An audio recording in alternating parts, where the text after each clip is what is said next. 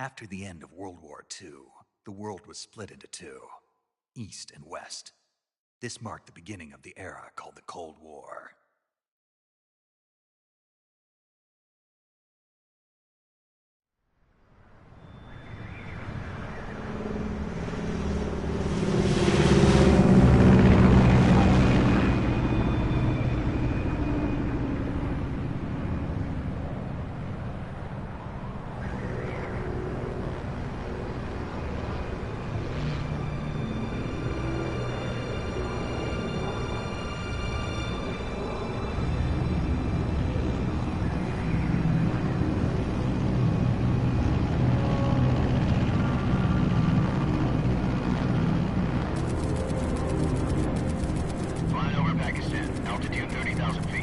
Approaching Soviet airspace. 20 minutes to drop off. Commencing internal depressurization. Equipment check. Arm main parachute. All right. You ready to go? Drop zone still showing a high pressure mass. Cav okay. Good. We've got high visibility.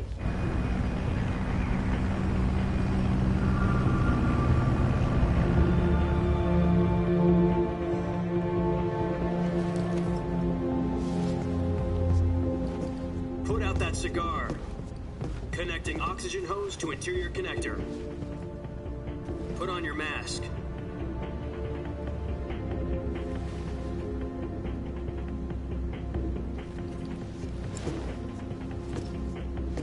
Does this panty waste know what he's doing? Approaching release point.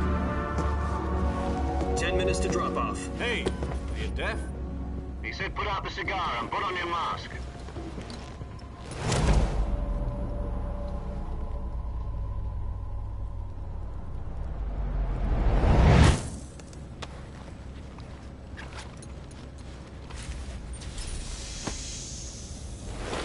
Depressurization complete. Checking oxygen supply. 6 minutes to drop off. Opening rear hatch.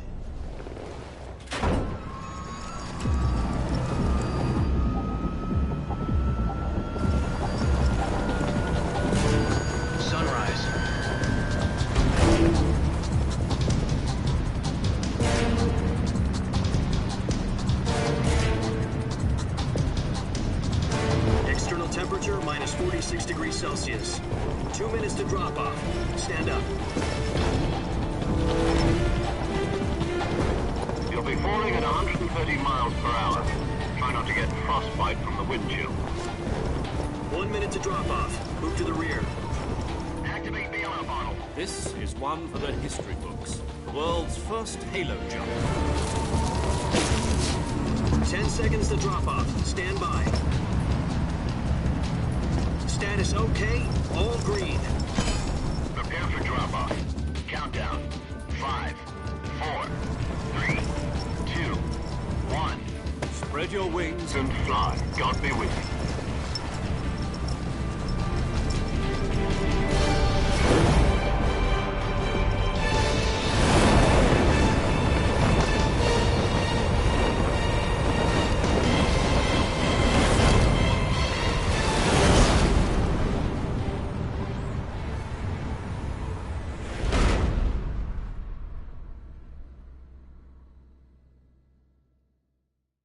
Jack, I've got some important news.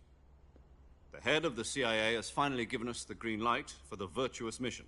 Virtual mission? No, the virtuous mission. The future of our Fox unit depends on it. If it succeeds, we'll be officially organized into a unit. Virtuous mission? Sounds like some kind of initiation ritual. Don't get cocky. This isn't a training op. Right. So what exactly is this wonderful mission? Well, about 2 years ago, a certain Soviet scientist requested asylum in the West through one of our moles. His name is Nikolai Stepanovich Sokolov. He's head of the OKB 754 Design Bureau, one of the Soviets' top-secret weapon research facilities, and the East's foremost expert on weapons development. Sokolov? Isn't he that famous rocket scientist? The very same. On April the 12th, 1961, the Soviets achieved the first manned spaceflight in history. The Earth was blue, but there was no God. Well spoken. The rocket that carried Yuri Gagarin to orbit was the A-1, known as the Vostok rocket. Sokolov is said to be the man most responsible for the multi-engine cluster used in that rocket. After Gagarin's flight, Sokolov left rocket development to become the head of the newly established Design Bureau. From a lowly technician to head of a design bureau, that's quite a success story, so why'd he want to defect? It seems he'd become afraid of his own creations. Afraid? Call it a crisis of conscience. And for that, he left his country and his family behind and went over the fence? Not exactly.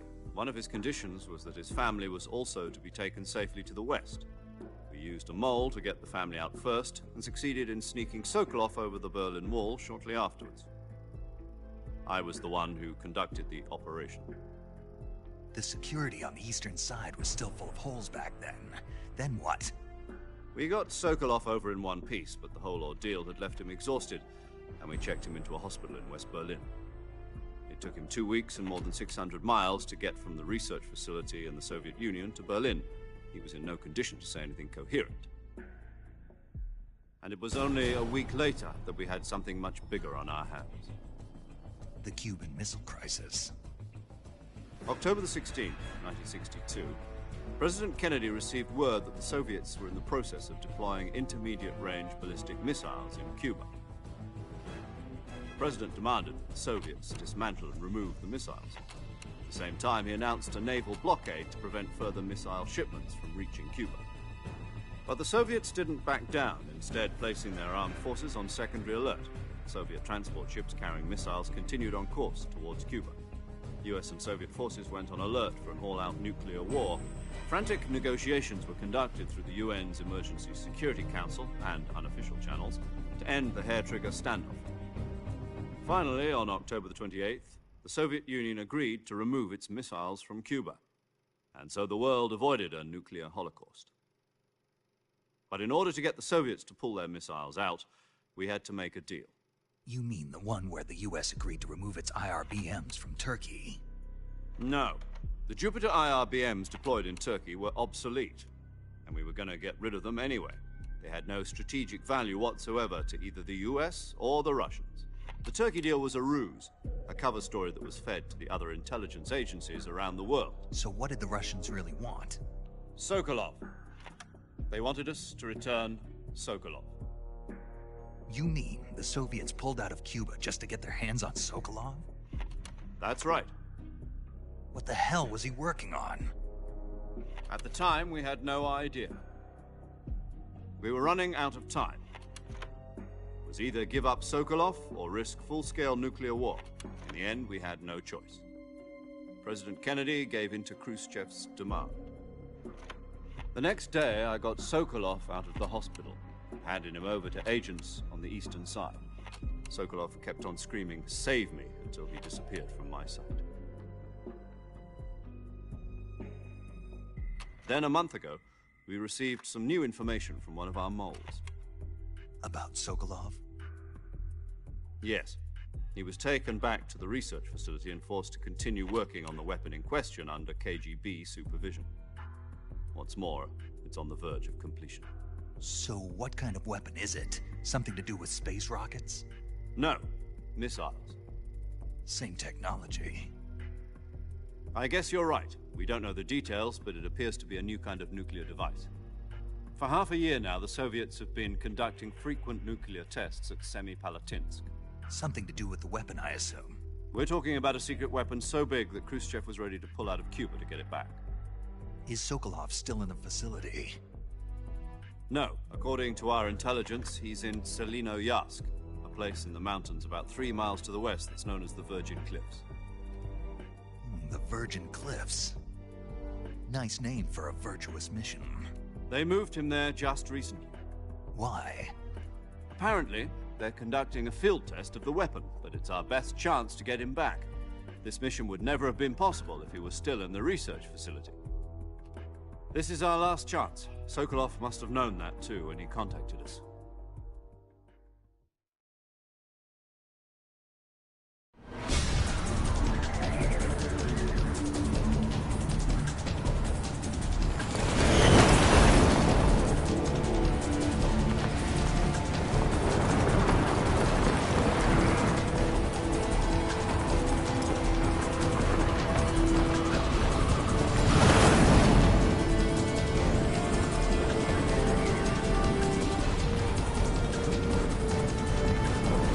Listen up, Jack. Your mission is to infiltrate Selino-Yarsk in the Soviet mountains, ensure the safety of Sokolov, and bring him back to the west.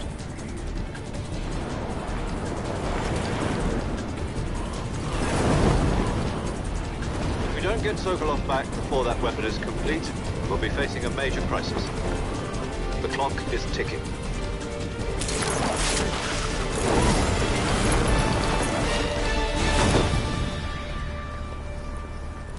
Once we've confirmed the rescue of Sokolov, stand by at the recovery point. A recovery balloon will be dropped at that point.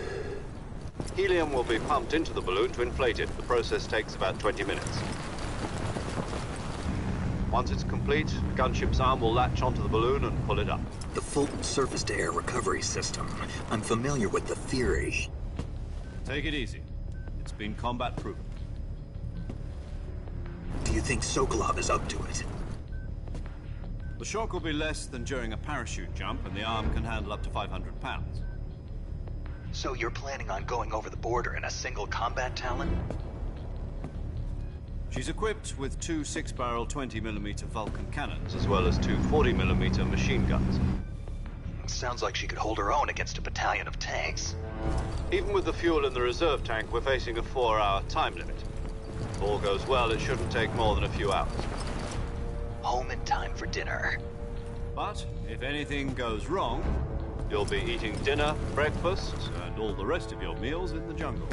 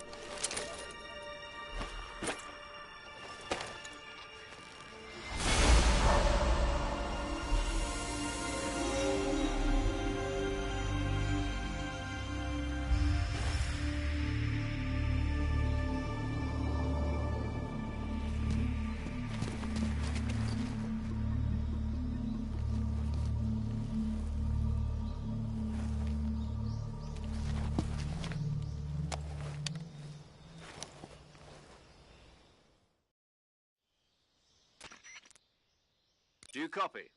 You're already in enemy territory, and somebody might be listening in. From here on out, we'll be using code names to refer to each other. Your code name for this mission will be Naked Snake. I'll be referring to you as Snake from now on. You're not to mention your real name. Snake? What, you don't like snakes? What do you mean? You've eaten one before, haven't you? In survival training? I'm glad to hear that. I don't know if I'd ever order one in a restaurant, but... Be careful, you might not have a choice. What about you, Major? What should I call you? Let's see. I'll be Tom. Call me Major Tom. This will be a sneaking mission. You must not be seen by the enemy. You must leave no trace of your presence. Is that clear? This kind of infiltration is the Fox unit's speciality. In other words, weapons and equipment are procured on site. That goes for food as well. You're completely naked, just as your name implies. Great. Now I see why you asked me if I like snakes. I suppose calling me Snake was your idea of a joke, too. No. There's a good reason for that. I'll tell you later when the time is right. Gotcha. Getting back to the subject, how exactly am I supposed to feed myself? You've been issued a knife and a tranquilizer gun. Use them to hunt for food. You'll also find some medical supplies in your backpack. Yeah, about the backpack. I lost it in a tree on the way down. I see. Well, you'd better go back and get it then. You know where it is? No problem. I can see it from here. It's stuck on a branch. To climb a tree, stand in front of a tree that's covered in ivy and press the action button. I'll be monitoring your progress over the radio. We can't risk violating Soviet airspace, but I'll be in the gunship. My frequency is 140.85. I'll give you a call if I need to talk to you. If you need to talk to me, use the send function. Okay, Snake, go get your backpack.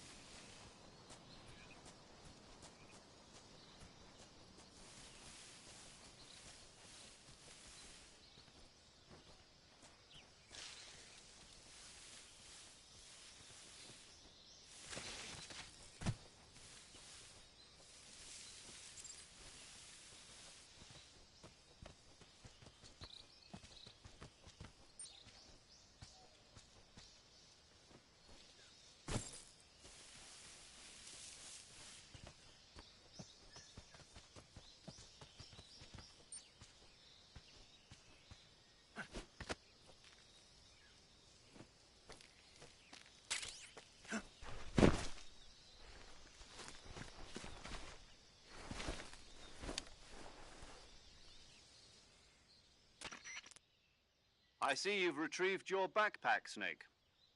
To equip a weapon, it's necessary to take it out of your backpack. In the survival viewer, choose Weapon from the backpack. Your available weapons will be displayed in a list on the screen. From that list, choose the weapon you want to equip and press the Enter button. For other equipped items, just do the same thing from Item.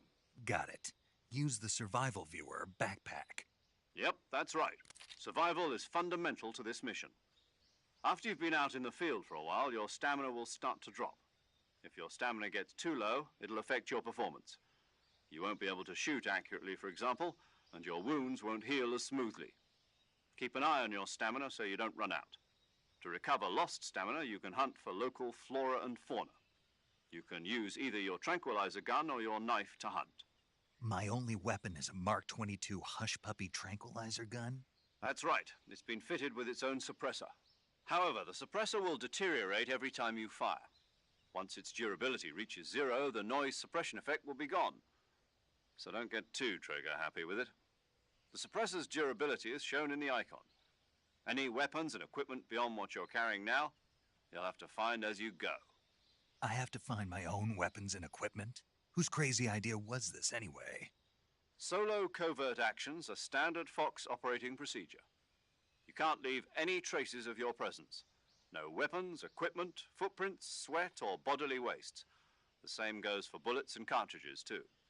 Your presence in enemy territory is already a violation of international conventions of warfare. There aren't supposed to be any American soldiers in Russia. It could spark an international incident. You can't let anyone see you. You can't let the enemy know you're there. This is a stealth mission. You're a ghost, Snake, in every sense of the word. And there'll be no rescue if you're captured. The military and US government will deny any involvement in the affair. Then I'll just have to take care of myself, huh? I'm afraid so. You've been given a fake death pill for that purpose. SIS guidelines stipulate that soldiers on covert ops like this one be issued a potassium cyanide capsule. Tape it to your body so you can take it when you need to. How generous of you. Use it if you're taken prisoner by the enemy. It'll send you into a state of false death for a short time. Fooling them into thinking that I'm really dead. So, how do I come back to life? Just take the revival pill. You mean that thing they put in my tooth before the mission? That's the one. But be careful. If you remain in a state of false death for too long, nothing will be able to bring you back. Remember that. I'll keep it in mind. You said this was a solo mission, right? Right. I guess that means I can't count on any reinforcements.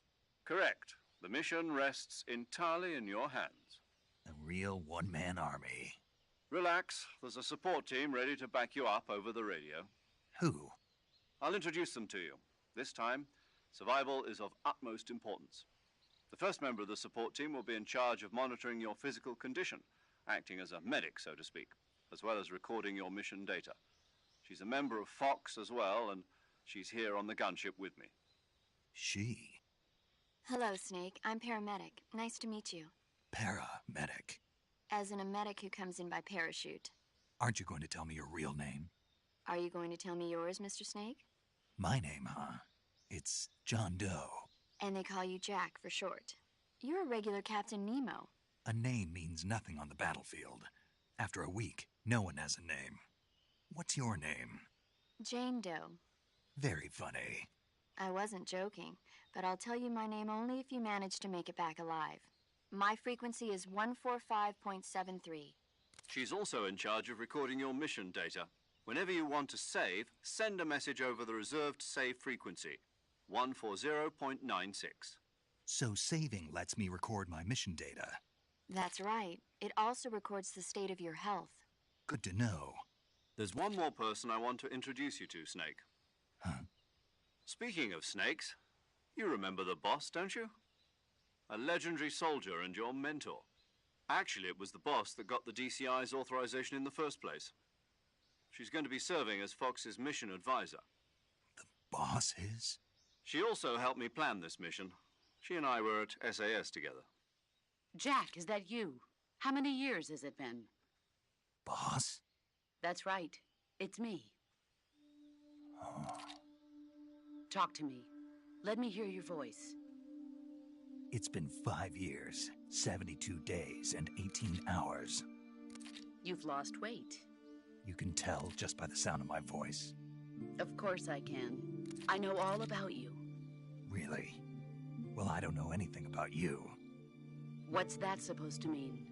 Why'd you disappear on me all of a sudden? I was on a top-secret mission. You didn't need me anymore. But there were still so many things I wanted you to teach me. No. I taught you everything you needed to know about fighting techniques.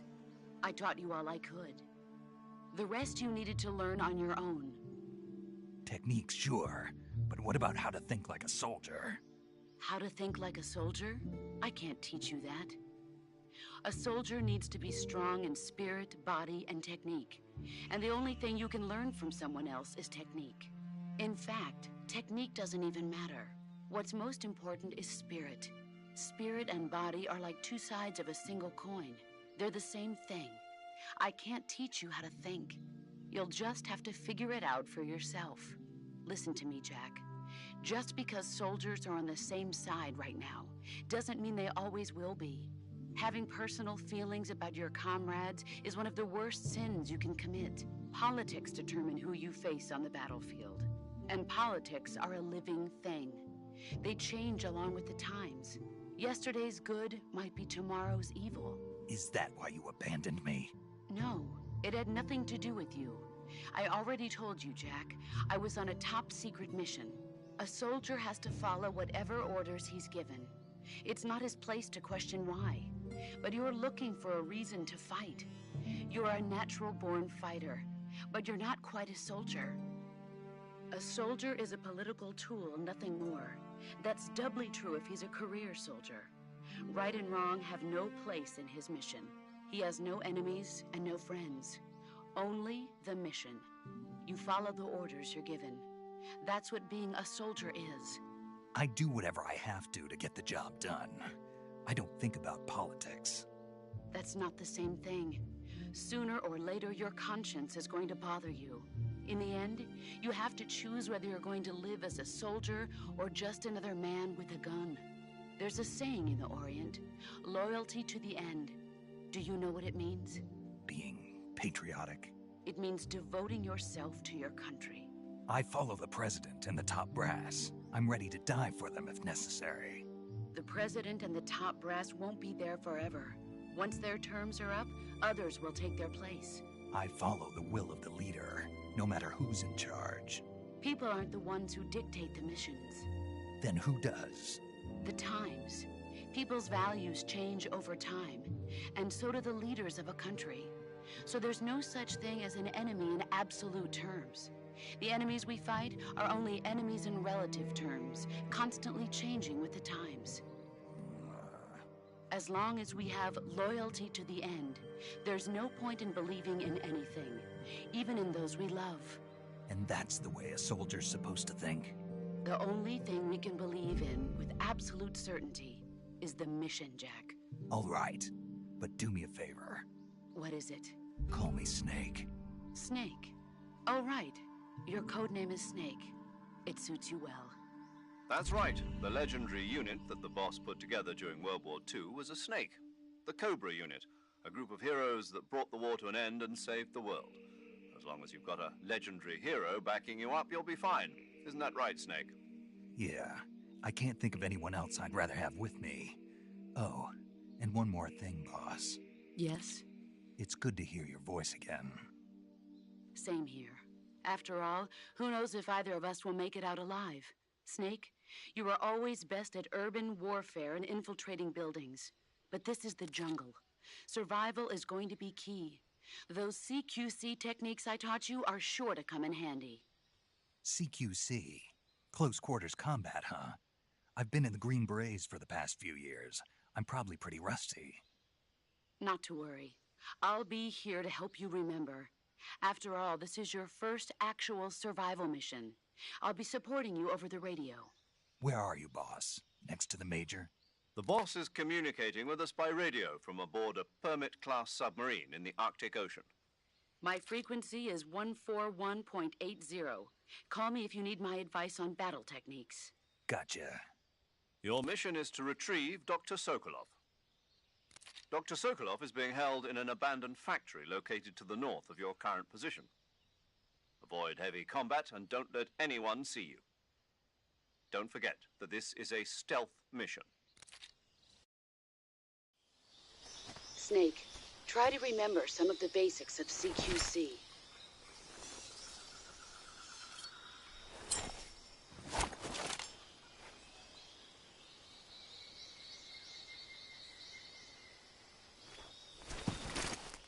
Commencing virtuous mission now.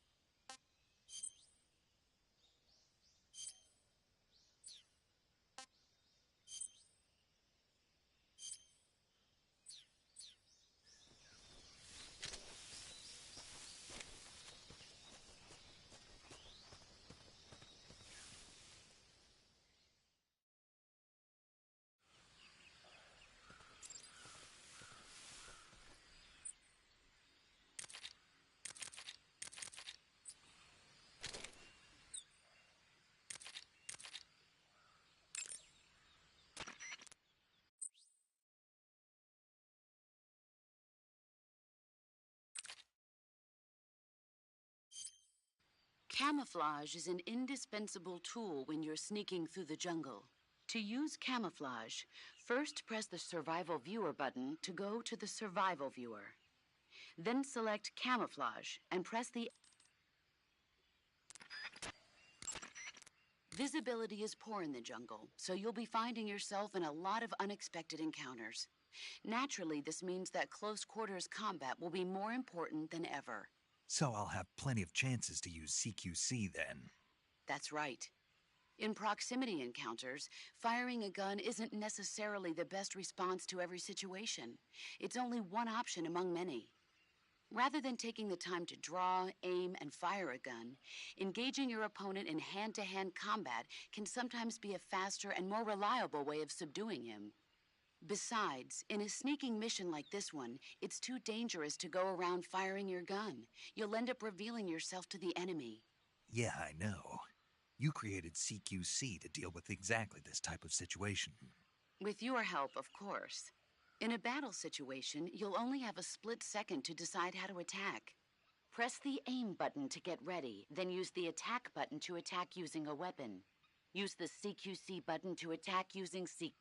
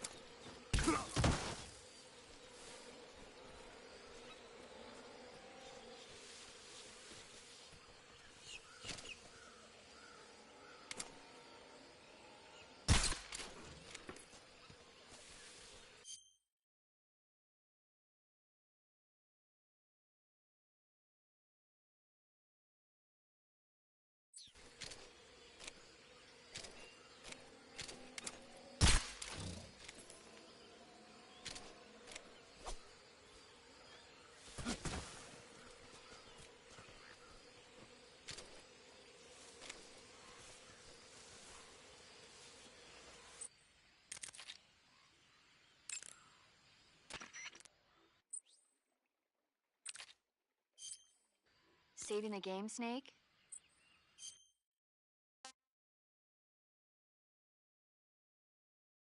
Okay, good luck, Snake. Thanks.